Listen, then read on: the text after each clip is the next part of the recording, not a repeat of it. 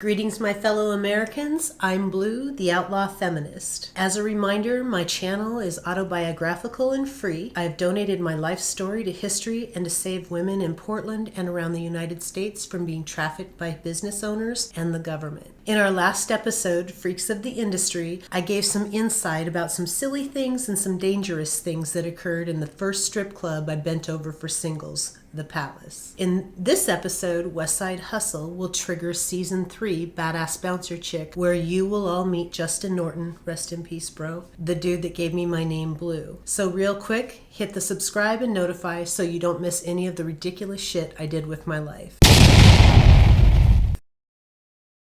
Get comfortable and let's dig into episode 3 of my stripperific life, Westside Hustle. I see her rolling up, Uber black Cadillac, high heel boots and a sexy body full of tats. Baby's bad, oh baby's hella bad. After her there ain't no coming back. Wanna take a run at that. Buckle up because we need to travel across the Willamette River to the west side. Welcome to the Dollhouse, formerly Denny's restaurant. This exquisitely hard to find building, which is clearly visible from the freeway, is buried in a low traffic, low energy neighborhood with a creepy, out of place motel right next door. And let it be known, to me, the west side of Portland might as well have been on the other side of the globe. I never went there on my own, and if I had to, oh lordy, it was gonna get weird. And this was before smartphone apps. And since I was born without a compass gene or whatever you guys have that gives you a sense of direction, I spent hours driving around in the dark trying to find this place more than once. The Dollhouse was so hard to find that I found out later that most of our potential customers ended up just going further down the Sunset Highway to go to Wildcats or Dolphin 2 instead. But the build out the Dollhouse was really nice and well done. Everything was really clean and well maintained. The carpet was extra cool too, as I remember. The clientele in general was of a higher socioeconomic status than the clientele on the east side.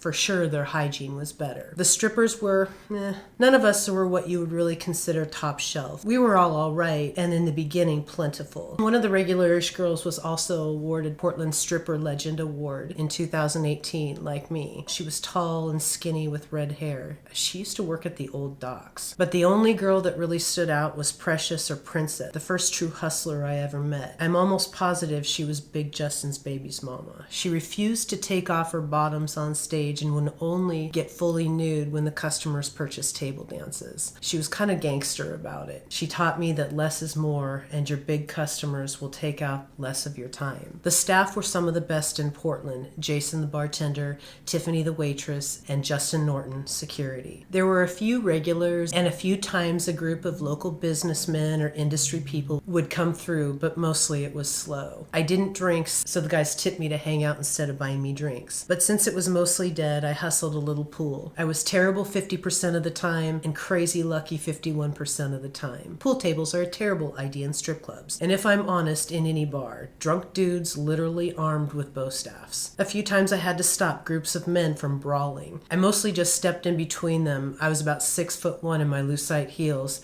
and shamed them for being a bitch in the strip club. Ain't nobody's tough in the strip club. Don't let this be your strip club story.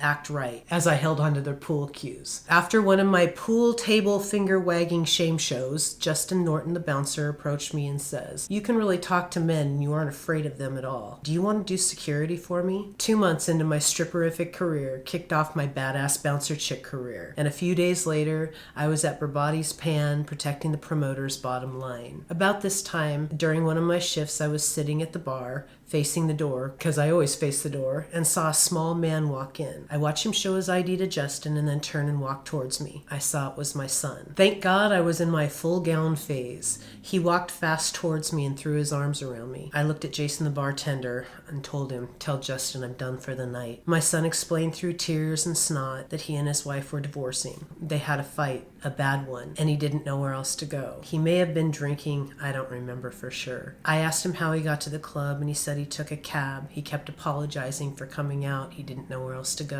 After I got him calmed down, I hustled back to the dressing room, threw on a pair of jeans, grabbed my coat and dance bag. That was back when I did the whole dance bag thing. I took him home with me. My son was hurting so bad, and this was the first time I realized I'm really all he has when it comes to this stuff. I'm his safety net, mama. Less than 5 weeks into the grand opening of the Dollhouse, Bob the owner tried promoting the strip club by having a porn star make an appearance and do some sets. And this was a regular thing that stars did. The Dollhouse was the first time that I had visibility into traveling entertainers of prurient interest. Ginger Hill was a very large, like she'd throw you a big pup, porn star stripper from East St. Louis. Fun fact, East St. Louis isn't really part of St. Louis, Missouri. Nope, it's across the river in Illinois. Ginger explained it was a city of pawn shops, strip clubs, bars, and tattoo parlors.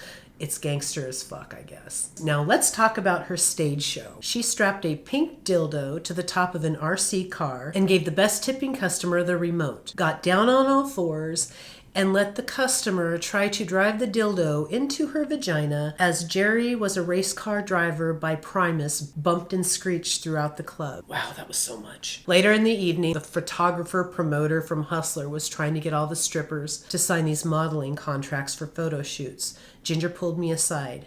Do not sign that. They can do horrible stuff with the rights to your image, like Photoshop you being fucked by a horse. He's just a GWC anyway. He's not a real photographer. He's a promoter. He'll be adding fresh images to his spank bank. He tried to pull some crap with money and he didn't want to pay me up front. Always get your money up front. Her lecture ended with, the dudes that orbit around the ankles of strippers, porn stars, and prostitutes are all advanced level sexual creeps. Always. Her advice proved to be priceless. It kept me from making huge, unfixable mistakes that most entertainment of prurient nature currently make. I always owned my own image, and I always got my money up front. The owner, Bob Choi, who also owned Rococo's, was trying like hell to save that place, but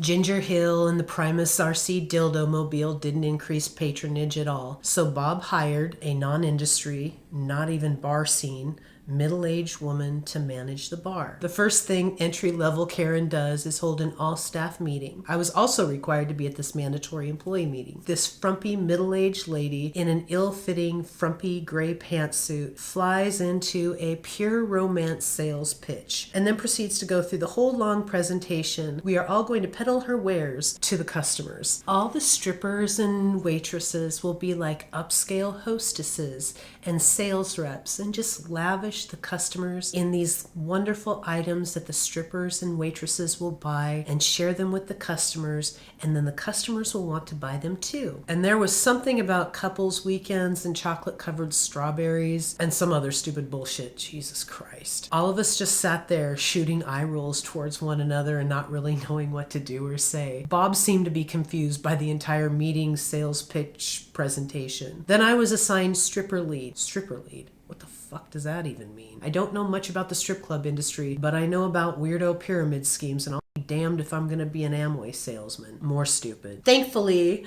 a few days after the pure romance pitch, cracked out Karen was caught on camera after hours smoking meth, drinking the inventory, and having sex in the kitchen with her homelessy looking boyfriend.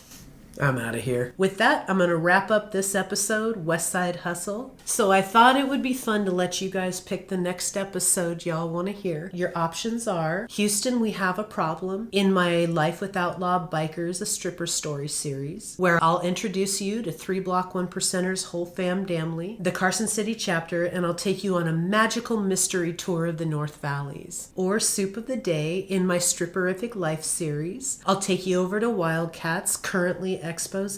I'll give you some backstory about the old bolt-ons, Bouncer Ed Herman, the runner-up in Ultimate Fighter 3rd season, and Summer Lee, FX cover girl. Or Greek Karma in my Badass Bouncer Chick series. This will be the inaugural episode. You'll meet even more Portland, Greece, a little about Mediterranean culture, and how I found my niche as a woman bouncer in a blue state complete with mandatory sentencing. Let me know in the comments which one you would like to hear first, and I'll get going on it immediately. Thank you for hearing me out and making it through another episode of my stripperific life here on The Outlaw Feminist, the stripperiest, bikeriest chick, bounceriest, bitchiest YouTube channel out there. Until the next time I have the nerve to video my effing face hole, please be kind, and if necessary, be dangerous as fuck, and try to listen to Jerry Was a Race Car Driver again without imagining a pink RC dildo. Try to unring that bell.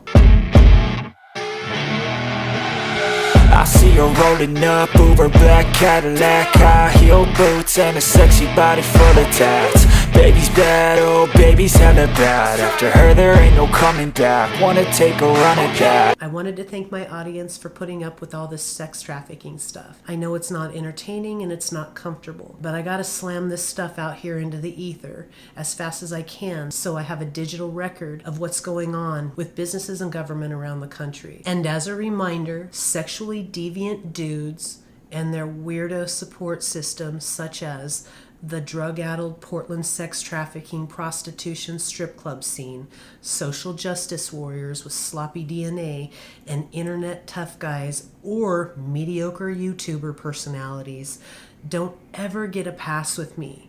There are only two sides, anti and pro sex trafficking.